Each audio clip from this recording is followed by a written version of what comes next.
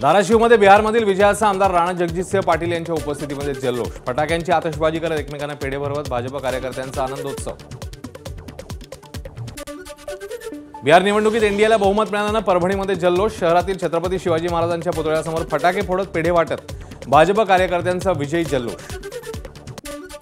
सिंधुदुर्ग जिल्ह्यात भाजप आणि मित्रपक्षांना मिळालेल्या यशाबद्दल विजयोत्सव साजरा, देवगड कुडाळमध्ये भाजप कार्यकर्त्यांकडून फटाक्यांची आतषबाजी करत जल्लोष। राष्ट्रीय जनता दल पक्षाच्या पराभवानंतर डुप्लिकेट लालू यादव यांनी डिवचलं, आरजेडी काळातील जंगलराजवरून जेडीयूचा तीर घेऊन लालटेनला डिवचलं। बिहारच्या निकालानंतर महाराष्ट्रामध्ये काँग्रेसला मोठा धक्का, ठाणे ग्रामीण काँग्रेसचे जिल्हाध्यक्ष दयानंद चोरगेंचा राजीनामा, अनेक निवडणुकांमध्ये डावललं गेल्याच्या नाराजीपोटी राजीनामा दिल्याची चर्चा। पालघरमधील डहाणूत भाजपकडून नगराध्यक्षपदासह 25 नगरसेवकांच्या जागांसाठी 27 उमेदवारी अर्ज दाखल, पालघर लोकसभेचे खासदार हेमंत सावरा आणि आमदार हरिश्चंद्र भोये यांच्या उपस्थितीमध्ये उमेदवारी अर्ज दाखल।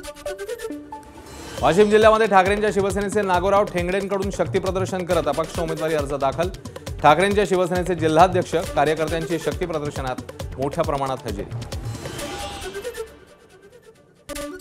मुंबईतल्या वांद्र्यामध्ये भाजप आणि ठाकरेंच्या शिवसेनेचा वाद चिघळला, ठाकरेंच्या शिवसेनेच्या भारतीय कामगार सेनेच्या कामगारांना फसवून भाजप प्रणित संघटनेत घेत असल्याचा ठाकरेंच्या सेनेचा आरोप। राज्य सरकारचा इलेक्ट्रिक बसेस खरेदीचा प्रकल्प रखडला, 3.5 वर्षात एसटीच्या ताफ्यात फक्त 559 इलेक्ट्रिक बसेस दाखल, 5150 बसेस दाखल करण्यासंदर्भात कंपनीने दिलं होतं आश्वासन, 3000 कोटीहून अधिक रुपयांची सरकारला महामंडळाची देणी। रत्नागिरीतल्या चिपळूणमधील चिवेली गावात बिबट्याचा धुमाकूळ, वाडी वस्तीमध्ये बिबट्याचा मुक्तपणे वावर, बिबट्याचा बंदोबस्त करा, नागरिकांची मागणी।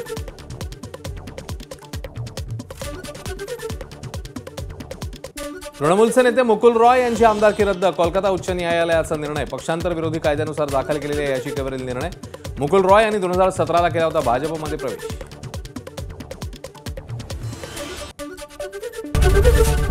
एबीपी माझा, उघडा डोळे बघा नीट।